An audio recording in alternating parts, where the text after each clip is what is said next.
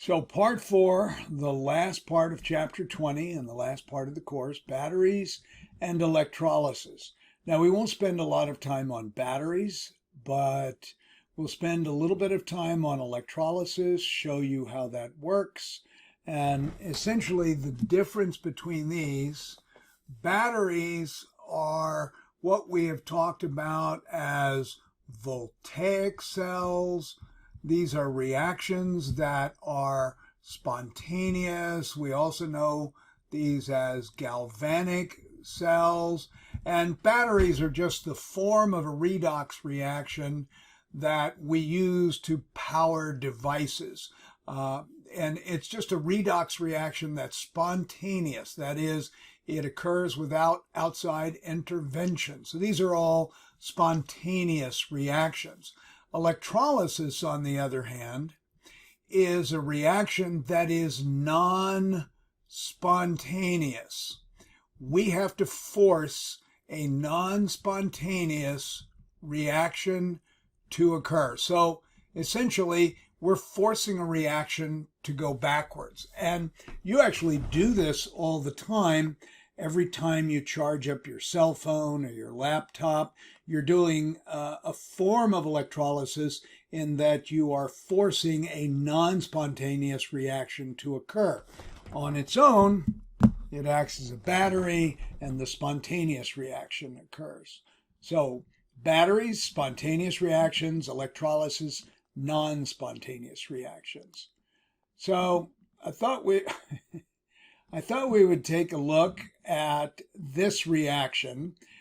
This is the car battery, a lead acid battery, not particularly efficient, but because it's so darned heavy, if you've ever tried to pick one up.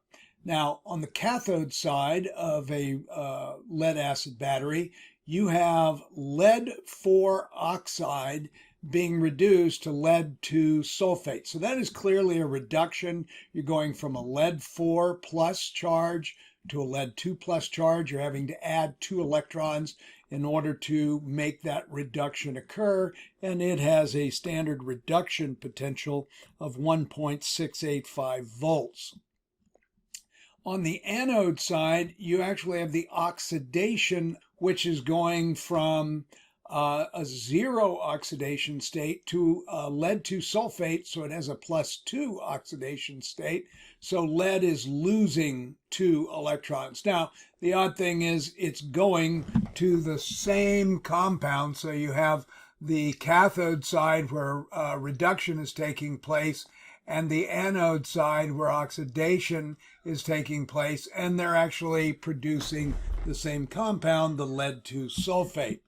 The standard reduction potential of lead 2 sulfate to lead metal would be a minus 0.356 volts, but I've already reversed this reaction, so we've got it written as an oxidation, and so it has an oxidation potential of 0.356 volts. We can calculate the standard E of the cell, which is the reduction potential, 1.685, plus the oxidation potential, which is 0.356 volts, and we get 2.041 volts.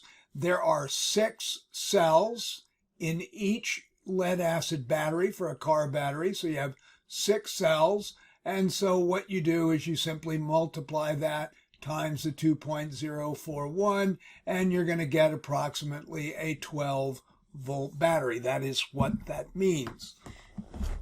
Okay, and this is the net reaction. This is what you get after you've added everything up. So I thought I would go ahead and calculate the delta G for this reaction, given that 2 moles of electrons are being transferred. We've got an E of the cell of 2.041, so we can plug that into our minus NFE equation.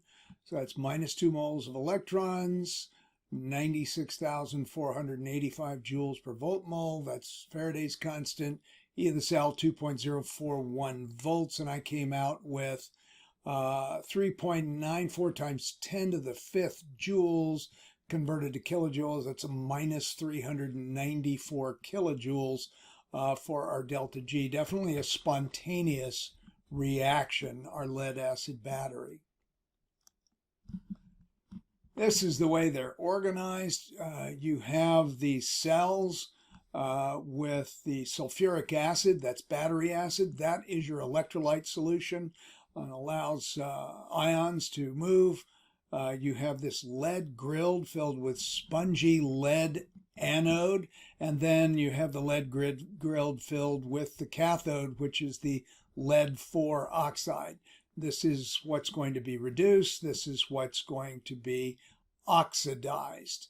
And that's the way your lead acid battery is set up. You got your positive and negative poles, negative on the anode and positive on the cathode. This is for batteries, spontaneous reactions.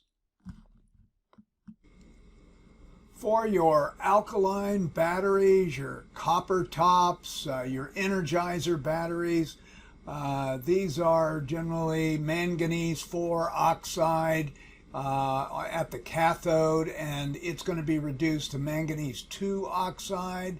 You have kind of a wet, spongy electrolyte, and then you have your anode, which is a zinc anode, and that's going to be oxidized to zinc 2 plus, to zinc hydroxide.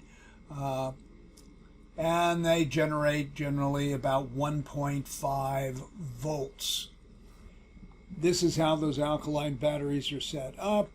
You generally have this zinc plus potassium hydroxide, some kind of a gasket here, separator at your cathode, the manganese 4 oxide, that's your positive end. Bottom serves as the negative end, the anode portion of your alkaline battery. That's generally what you're putting in to all sorts of devices that you use on a very regular basis. Sort of looks like this. Here is the cathode end, the positive end of your battery. It's got the pointy end of the battery up here. This is where your contact is going to introduce reduction. And then the anode, you've got some sort of an electrode that's stuck up through the center, this flat bottom, which serves as the anode. It's the negative end of your battery. You've got this separator and cathode on the outside, and then the anode on the inside. And the salt bridge is this separator that allows the ions to pass through.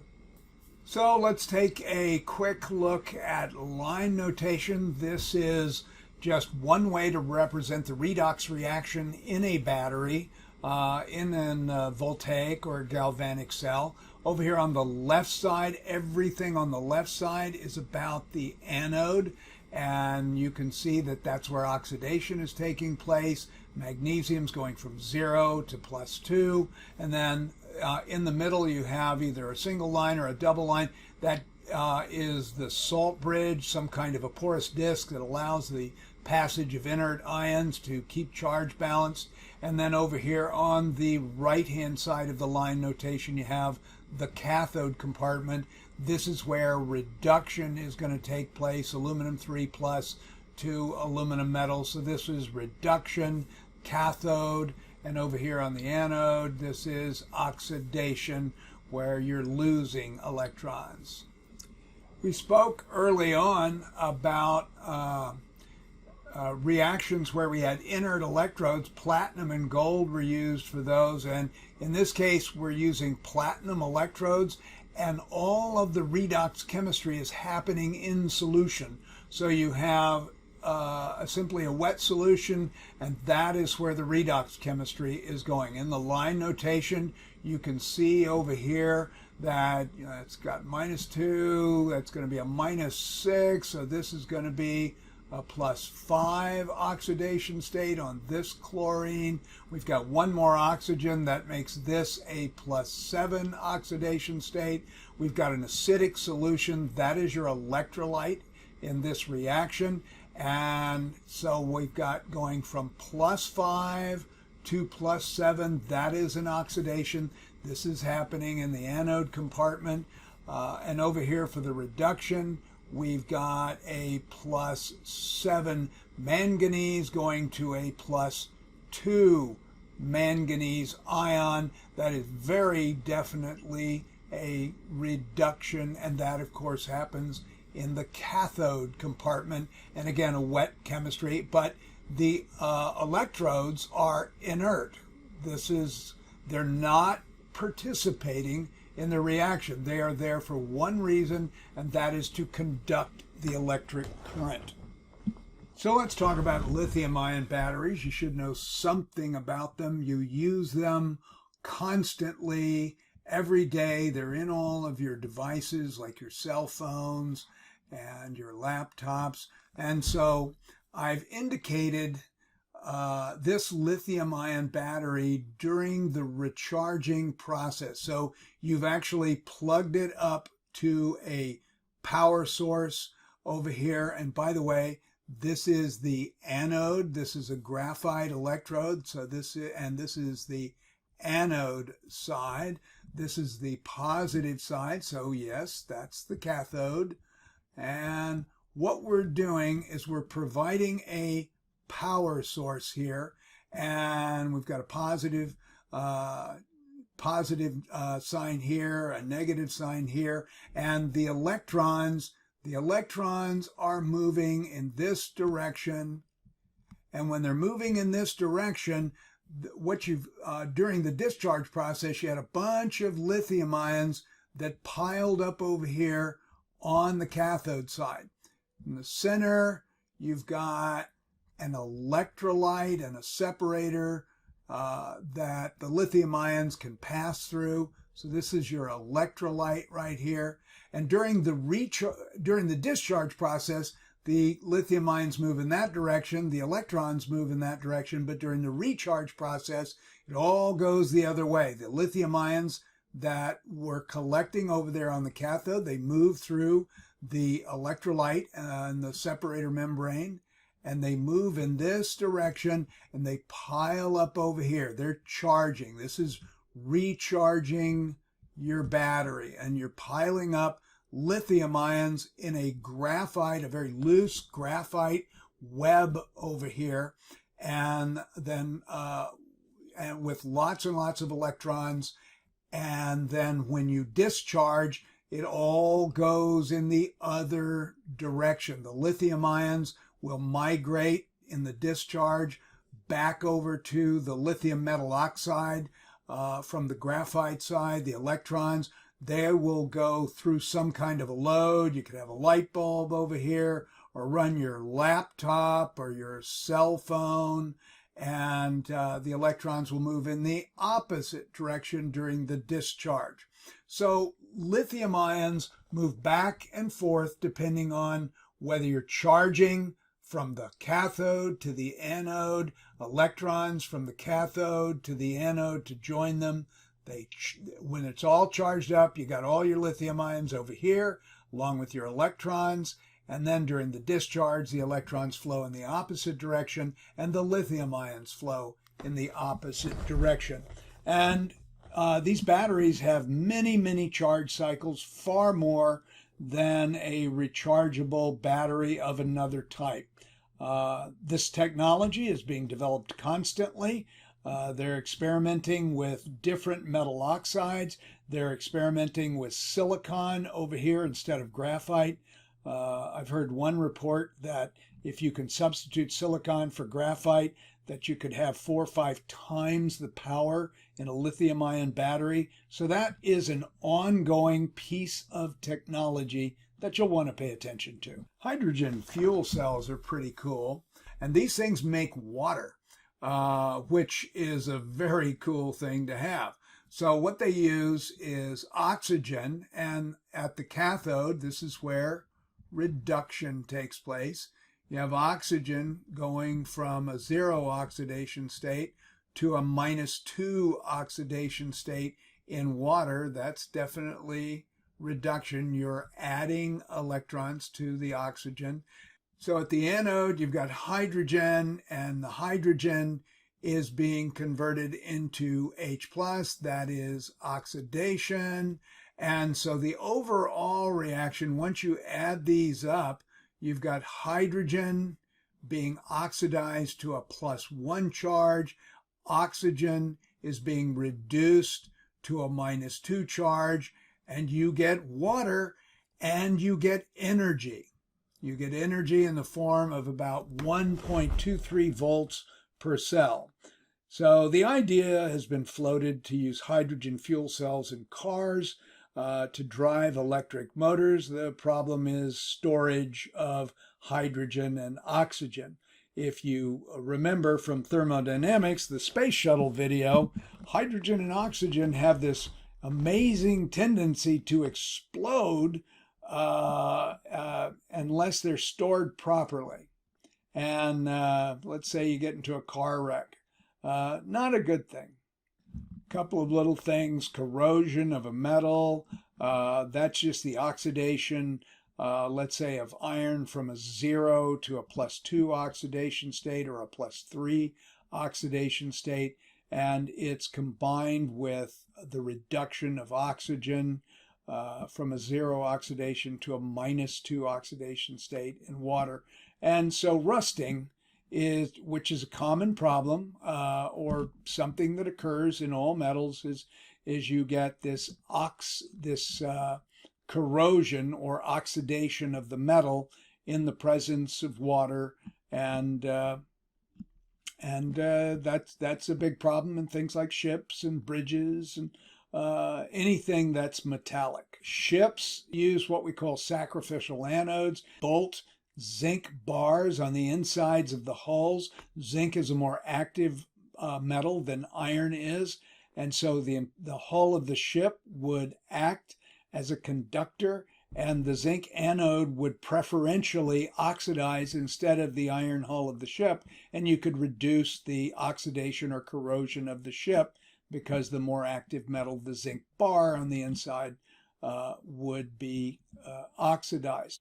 Electrolysis. All right, this is the last thing that we're going to take a look at. This is a non-spontaneous reaction. We may drive a non-spontaneous reaction by applying an external potential and passing current through the cell. So that's electrolysis. Got to get a couple of electro terms here. So current, which we just say is the flow of electrons, is measured in units called amperes.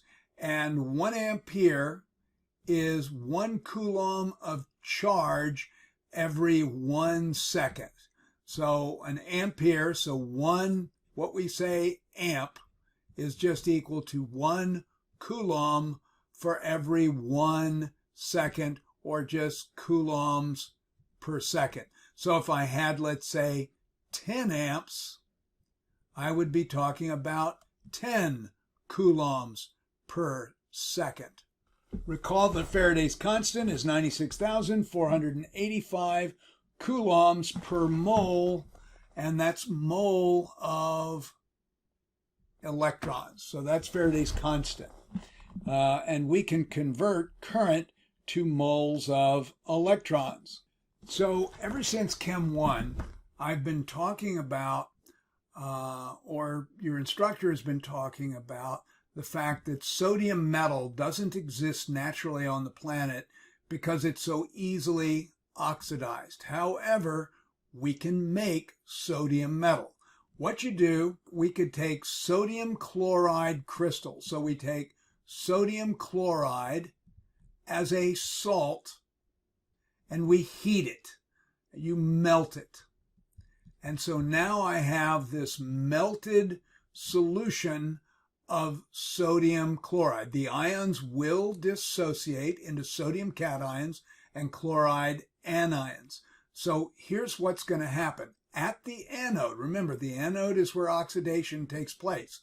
What's going to happen to the dissociated chloride ion from the sodium chloride that has melted and dissociated its ions is the electron will be removed from the chloride ion and another chloride ion will combine, or another chlorine atom will combine with that new chlorine atom to form chlorine gas. And chlorine gas will start to bubble to the surface and it can be collected. On the other hand, we're going to reduce at the cathode the sodium cation. So the electrons are flowing from anode to cathode, okay? Even though this is an electrolysis reaction, we have to apply a voltage source. So we have a positive charge now on the anode side, and we have a negative charge on the cathode side. That's the only difference, other than the fact that this is a non-spontaneous reaction.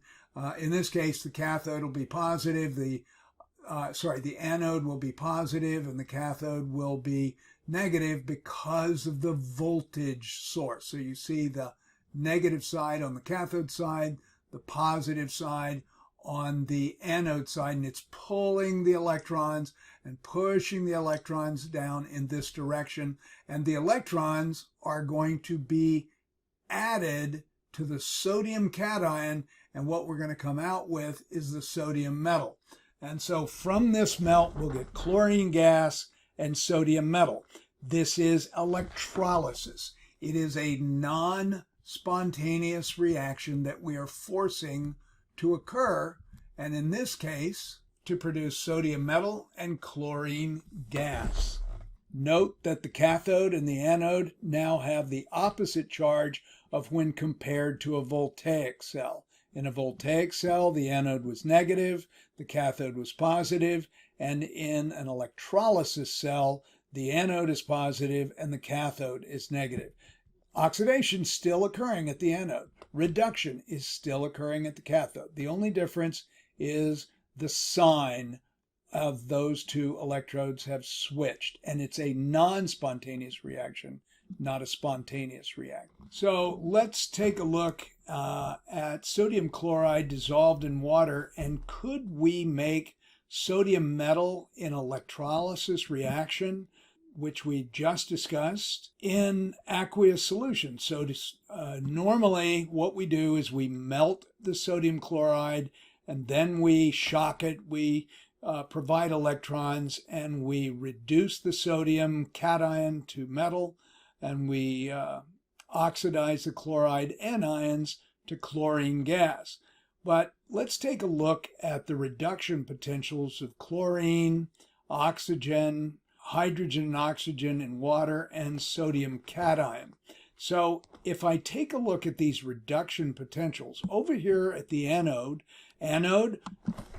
always at the anode is where oxidation takes place. This is always oxidation at the anode, whether you're doing electrolysis or whether it's a voltaic or galvanic cell. Remember, this is a non-spontaneous reaction we're doing here. This is electrolysis. It's non-spontaneous. We have to force it to happen by having a power source here, okay? And we've got a positive charge on the anode side, an electrolytic cell. We're pulling electrons off of the anode and we're forcing them down onto the cathode. Now, at the anode, here are two choices. Oxygen in water has a -2 charge. Chloride ion has a -1 charge. The oxidation potential, because remember, because these are written as reductions, we had to reverse the sign for both the chlorine and the oxygen, because we're oxidizing chloride ion or we're oxidizing the oxygen in water. And the oxidation potential for oxygen in water is higher than the oxidation potential of chloride ion. And so it's more likely that we're going to get oxygen off of the anode from the oxidation of the oxygen in water than it is chloride. We'll probably still get some chlorine gas, but we're mostly going to get oxygen. So let's go over here to the cathode side, and electrons are coming down into the cathode, and there are two choices. we're either going to reduce sodium cation to sodium metal, or we're going to produce the +1 oxidation state that hydrogen has in water to the 0 oxidation state of hydrogen gas. So all we do is we look at the reduction potentials. Sodium has a -2.71 volts reduction potential.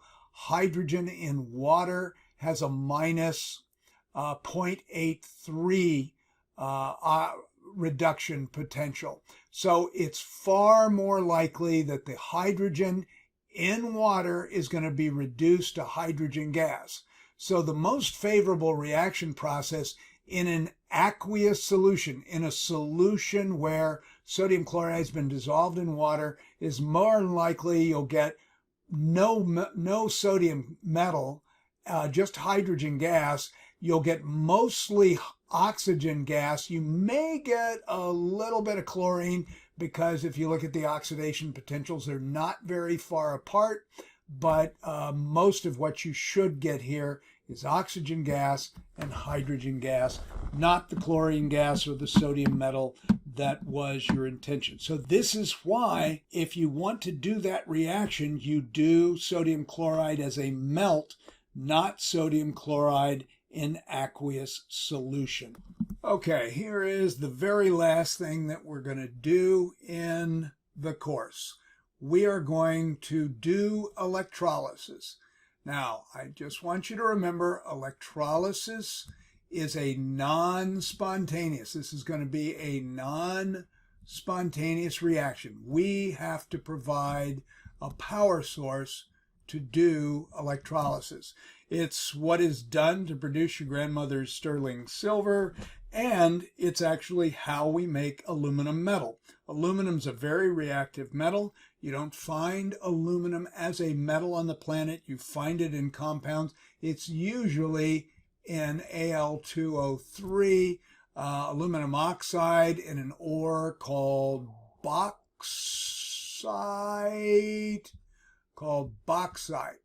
And so here we go. If we supply 2 amps of current for 10 minutes, what mass of aluminum may we collect? So here we go. So we're looking for grams of aluminum. Now, amps. 1 amp is equal to 1 coulomb per second. So 2 amps is equal to 2 coulombs per second, and so on. 3 amps, 3 coulombs per second. All right, so here we go. So we're going to run this for 10 minutes. So we're running it. We start with time. Now, because amps, coulombs per second, are in seconds, we want to convert minutes to seconds. And there are 60 seconds in 1 minute. Now, every 1 second in this particular reaction, we're going to provide 2 coulombs of charge. All right, so here's where it's going to kind of get interesting. We're going to use Faraday's constant. And Faraday's constant says 96,485 coulombs per mole of electrons. That is Faraday's constant. 96,485 coulombs of charge for every 1 mole of electrons. Now the question is, how many moles of electrons do we need to reduce 1 mole of aluminum? Well, if we look at the reaction, it's a 3-to-1 ratio. So 3 moles of electrons are required to reduce 1 mole of aluminum. And finally, 1 mole of aluminum weighs 26.98 grams. Let's check the units. Minutes over minutes cancels. Seconds over seconds cancels. Coulombs over coulombs cancels. Moles of electrons over moles of electron cancel. Moles of aluminum over moles of aluminum. We're left with our X factor, which is grams of aluminum. Let's see what we get. And when I do the calculation to 3 sig figs, it looks like I'm going to come out with 0.112 grams of aluminum. Obviously, that's not a lot. What I would do is I would start with big vats of molten aluminum where you have dissociated aluminum oxide, where you have dissociated aluminum +3, and then I would just shock it and continue to shock it. And as you continue to shock it, you're pouring electrons down into that system. You're reducing the aluminum to aluminum metal, and ultimately you make tons of the stuff for beer cans and airplanes, aluminum foil, and all the things we use aluminum for. That, ladies and gentlemen, is your chemistry course.